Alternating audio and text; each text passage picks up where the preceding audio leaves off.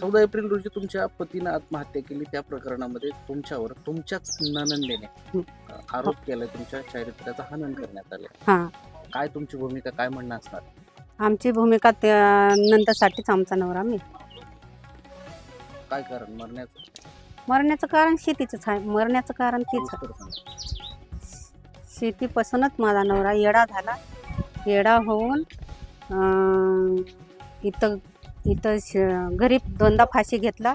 तिसऱ्या वेळेस तिथं घेतली. नेमकं काय म्हणणं होतं त्याचं? फाशी घेण्यासारखं म्हणजे काय, असा त्रास काय होता का? त्रास देऊ लागली, धमकी देऊ लागली. मी माझं शेत हा मी विकणार अशी म्हणली मला बहीण. तू काय रे बेवड्या, माझं शेत हा मी विकणार म्हणली. शेत कुणाचं होतं? शेत ही घेतलं होतं पहिलं माझ्या नवऱ्याला. भाव वाटणी पडणे म्हणून की बहिणीच्या नावावर केलं. बहिणीच्या नावावर केलं आणि तुझा मुलगा मोठा झाल्यावर मुलाच्या नावावर करून देईन अशी बोलली होती. मग त्यांना ती काय केल्या, पैसे येऊ लागले जास्त, डोळे फिरले त्यांचे की म्हणले आता नाही आणि माझं मी चिकणार. आम्हाला सांगितले सुद्धा नाही. आम्ही मुंबईला दोघं नवरा बायको मुंबईला गेलतो तिला विचारायला. गावातल्या लोकांना काय म्हणले, जा तिच्या पाया पडून ये, दिली तर घे, काय पैसे तरी दिली तर घे, नाही तर शेत. माझा नवरा पैसे नगच म्हणत होता, फक्त मला शेत पाहिजे म्हणत होता.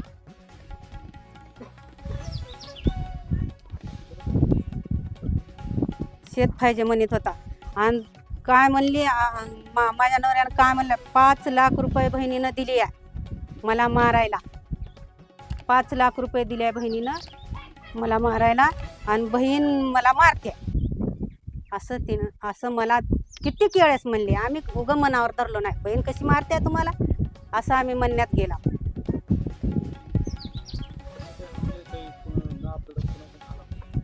दाबदडप नाही त्यांच्याकडूनच काय आहे की आता फोनवर आम्हाला काय नाही. फोनवर बोलत होते, ती शेतानं बोलायचे, घरी काय बोलत नव्हते असे. ज्या दिवशी फाशी घेतली त्या दिवसाचा काही घटनाक्रम सकाळपासून म्हणजे संध्याकाळपर्यंत काय नवऱ्याने काही तुमच्याशी बोललं जात? काहीच नव्हतं, काहीच नव्हतं.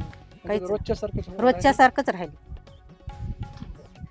मग आता जमीन जी आहे तुमची, तुमच्या नवऱ्याने घेतलेली म्हणतात, हं. ते आता सध्या ती जमीन कोण कसते, कोण करते ती जमीन? आम्हीच करता. तुम्हीच करता? हां, आता कापूस झाला, 1 लाखाचा कापूस झालाय त्याच्यामुळे. तर त्या जमिनी संदर्भात तुमच्या नंदेला काही यापूर्वी काही मध्ये ट्रॅक्टर वगैरे घेऊन आले होते का? आले पोलिस लावून नांगरून घेतले. हं. आता ही मला नांगरू देत नाहीत, हे करू देत नाहीत, पळाट्या इथून घेतल्या, नांगरून घेतल्या पोलिस लावून. इथलं ट्रॅक्टर आलं नाही तर नांदूरचं ट्रॅक्टर सांगितलंय. नांदूरच्या ट्रॅक्टरनं नांगरून घेतली. पोलीस कशाबद्दल लावले होते पाहता येते? म्हणजे हे भाऊ भांडणं करतील म्हणून. जमिनीचे तुम्ही खरेदी केलेला व्यवहार कधी झाला आणि तुमच्या ताब्यात कधीपासून होते? किती वर्ष? उगा अंदाजे किती वर्ष? ते काही माहित नाही बघा. हे का म्हणजे तुमच्या लग्नाच्या पूर्वी नंतर झालं ना? लग्नाच्या नंतरच झालेलं आहे. लग्नाच्या आधी घेतलं होतं. नंतर मग तेव्हापासून मी जसं माझं लग्न झालंय तसं आम्ही शेत करतो. आणि लग्नाच्या आधी घेतलं होतं. ही त्याचा ती काय आपल्याला त्याचा व्यवहारच माहिती नाही आणि सांगितले बी नाहीत आम्हाला. सांगितल्यावर माणूस सांगते तरी. तर आता तुमच्यावर जी काय आरोप केले तुमच्या नंदेला, चारित्र्यावर संशय घेतला, त्याबद्दल तुमचं काय म्हणणं? काय त्या आरोपाबद्दल काय सांगणार? आमचं काहीच नाही तसलं काही.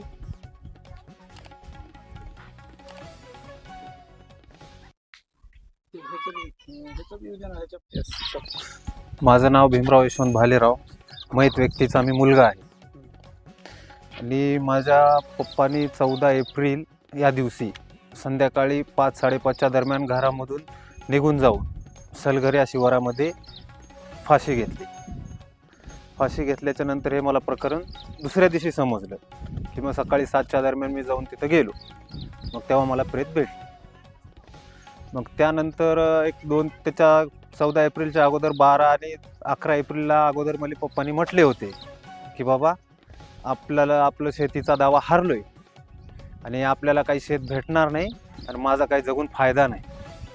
आणि माझ्या मेल्या माघारी बी तू आत्यासोबत काही हालचाल करू नकोस, एवढे म्हटले होते. तरी पण मी थोडंसं डोक्यावर परिणाम झाले असं म्हटल्यामुळे मी त्या शब्दाकडे थोडा गैरफायर घेतला, त्याच्याकडे जास्त लक्ष दिलं नाही. मग त्यानंतर ह्या 2 दिवसाच्या नंतर ह्या घटना झाल्या. मग त्याच्याच अगोदर एक 15 दिवसाखाली आम्ही सर्व कुटुंबाने मिळून तिच्या शेतीवरती दावा दिला होता. मग त्या दावा दिला होता, पण त्या दाव्यामध्ये काही आम्हाला काही पुरे साक्षी पुरावे भेटले नसल्यामुळं तो दावा त्याच्या बाजूने दिला.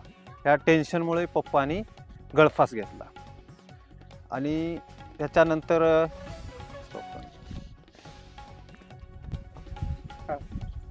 मला पप्पा अगोदरपासून म्हणत होते की आत्या जे आहे तिनं आपलं शेत बळकावली आहे, पण तिच्या नावावर माझ्या चुकीनं तिच्या नावावर झालेली आहे शेत, की भावाची वाटणी पडू नये म्हणून. परंतु ते आता द्यायचा प्रयत्न होता तिचा वापस, पण आता मोठी बहीण सुद्धा तिच्या बाजूने ओढली, त्याच्यामुळं तिनं काही शेत देण्याचा विचार सोडून दिली. त्याच्यानंतर आपल्या घरच्यांना न विचारता वत्सला केशव कांबळेने काही गावातील लोकांना मुंबईला बोलवून 50,000 टोकन घेतले. हे माझ्या पप्पांना एक 2-4 दिवसाच्या नंतर समजलं. तेव्हापासून आमच्या पप्पाच्या डोक्यावर फार परिणाम झाला आणि त्या परिणामामुळं पप्पानी असा पाऊल उचलला असं मला वाटते. यापूर्वी 2दा प्रयत्न केला होता असंही सांगितलं जातं, काय नेमकं फाशी घेण्याचा प्रयत्न केला होता, गळफास घ्यायचा? हा, मग यापूर्वी बी 2 वेळेस प्रयत्न केला होता पप्पानी, त्याच शेतीच्या माध्यमातून आणि त्या शेतीच्या टेन्शननंच पप्पानं हा गळफास घेण्याचा प्रयत्न केला होता. म्हणजे एकंदरीत पूर्ण प्रकरण हे शेतीवर हो. भांडणामुळे झाले असं? हो, एकंदरीत पूर्ण हे प्रकरण शेतीमुळे झालेलं आहे, ह्याच्यामध्ये कसलाच वाद नाही. कारण त्यामध्ये आम्ही 2 महिन्यापूर्वी एक दिवाणी न्यायालयामध्ये खटला पण दाखल केला होता आणि त्याची माझ्याकडे ह्या प्रकारची अशी प्रत आहे. न्यायप्रविष्ट आहे. हा, न्यायप्रविष्ट आहे.